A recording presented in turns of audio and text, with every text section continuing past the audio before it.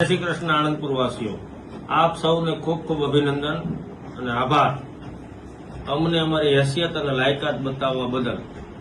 કાલે ગામના સરપંચ મેરામણભાઈ ગોગોઈભાઈ બંધિયા રાજીનામું આપી દેશે। હું પણ જાહેર જીવનમાં ક્યારેય રાજનીતિમાં કોઈ પણ પ્રકારની દખલ અંદાજી કરીશ નહીં અને ભવિષ્યમાં કેવલભાઈ પણ ક્યારેય કોઈ સહકારી ક્ષેત્રની કોઈ ચૂંટણી લડશે નહીં।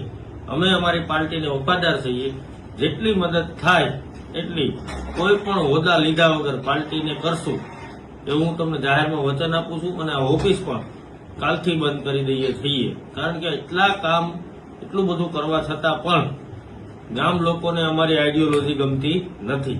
તો આથી સારું અમે કંઈ કરી શકીએ એમ હતા નહીં। એટલે જાહેર જીવનમાંથી અમે નકામા છીએ, અમારાથી કોઈ પ્રકારના કામ થતા નથી। ગામ ખૂબ હોશિયાર અને સારું છે એવું માની અને હું આણંદપુરની રાજનીતિમાંથી જાહેરમાં મારું સરપંચનું કેવલનું રાજીનામું આપું છું।